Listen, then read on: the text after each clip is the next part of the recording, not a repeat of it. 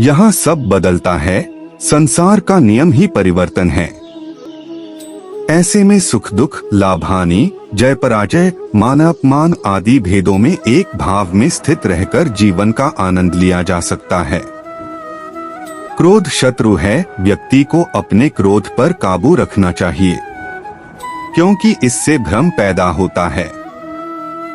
इससे व्यक्ति की बुद्धि विचलित होती है। इससे व्यक्ति की स्मृति का नाश हो जाता है।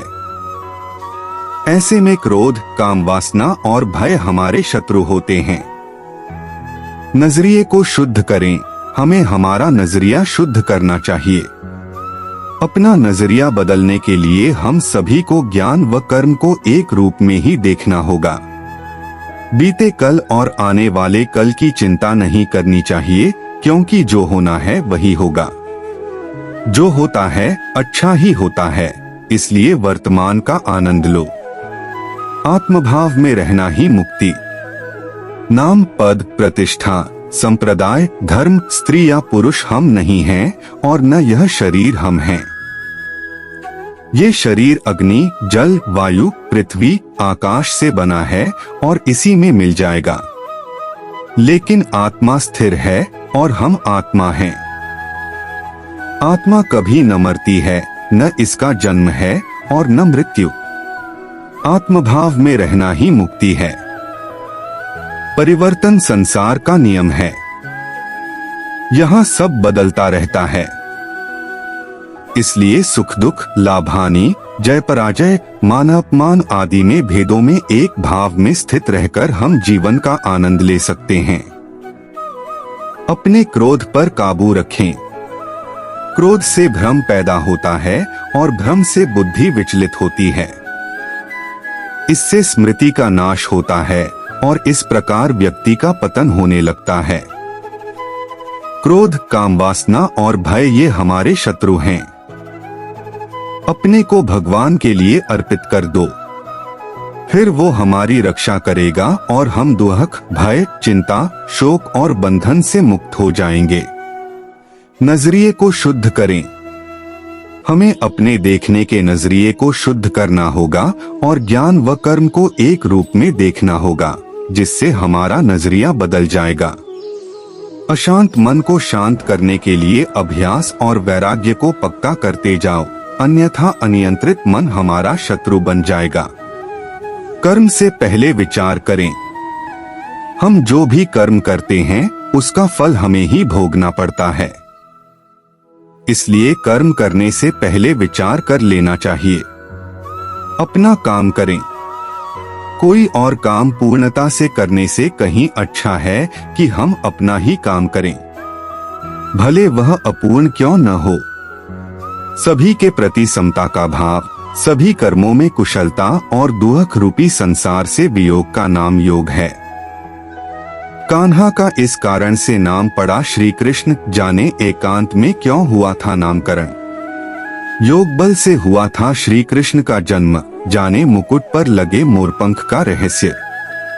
आत्मभाव में रहना ही मुक्ति। नाम, पद, प्रतिष्ठा, संप्रदाय, धर्म, स्त्री या पुरुष या फिर शरीर हम नहीं हैं। हमारा शरीर अग्नि, जल, वायु, पृथ्वी, आकाश से बना हुआ होता है। मृत्यु के बाद इसी में हमें मिल जाना है। लेकिन आत्मा स्थिर होती है और हम आत्मा ही हैं। आत्मा कभी न मरती है, न इसका जन्म है और न मृत्यु।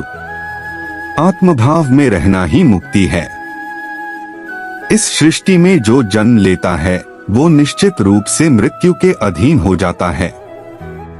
दोस्तों, यहाँ भगवान श्री कृष्ण कहते हैं कि इस मृत्यु लोक का हर एक प्राणी, चाहे हो मनुष्य हो या पशु पक्षी हो या फिर पेड़ पौधा हो, हर सांस लेने वाला प्राणी अपने जन्म के साथ मृत्यु को भी लेकर आता है। हर प्राणी को एक ना एक दिन निश्चित क्षण पर मरना अर्थात अपने शरीर को त्यागना ही पड़ता है। मनुष्य को सिर्फ कर्म करने का अधिकार है, फल की इच्छा ना करें। दोस्तों, यहाँ भगवान श्री कृष्ण कहते हैं कि मनुष्य को चाहिए कि फल की इच्छा त्याग कर कर्म को अपना धर्म समझकर करे। क्योंकि जो भी मनुष्य फल प्राप्ति की इच्छा करता है उसका मन फल के बारे में सोचकर अपने कर्म और कर्तव्य से विचलित हो जाता है और उस इंसान को वो फल प्राप्त नहीं होता है जिसकी उसने इच्छा की हुई थी। इसीलिए भगवान श्री कृष्ण कहते हैं कि मनुष्य सिर्फ कर्म कर सकता है, फल कदापि मनुष्य के अधीन नहीं है। जो लोग फल की इच्छा से ही कर्म करते हैं वे लोग सुख दुख आदि के चक्र में फंस जाते हैं और उनकी मना शांति नष्ट हो जाती है। भगवान श्री कृष्ण कहते हैं कि मनुष्य अपने फल की इच्छा को त्याग कर कर्म को अपना धर्म समझकर करे तो उसको फल अवश्य मिल जाएगा, परंतु उस फल को वो व्यक्ति विधान की इच्छा समझकर स्वीकार कर ले। और ज्ञानी व्यक्ति भी इसी योग को अपनाकर कर्म योगी बन जाते हैं। इस विश्व में केवल शरीर मरते हैं लेकिन आत्मा अविनाशी है। शरीर के मरने पर भी आत्मा नहीं मरती है। दोस्तों, यहाँ भगवान श्री कृष्ण कहते हैं कि आत्मा न कभी जन्म है और न ही कभी मरती है। वो अजन्म, नित्य, सनातन और पुरातन है, जो शरीर के मारे जाने के बाद भी नहीं मरती है। जो सचमुच ज्ञानी होते हैं वो ना उनका शोक करते हैं जो मर गए हैं और ना ही उनका शोक करते हैं जो अभी जिंदा है। अगर चैनल में नए हो तो चैनल को सब्सक्राइब करके वीडियो को लाइक कर दीजिए। आपका एक लाइक हमको मोटिवेट मिलता है। जय श्री कृष्णा, राधे राधे।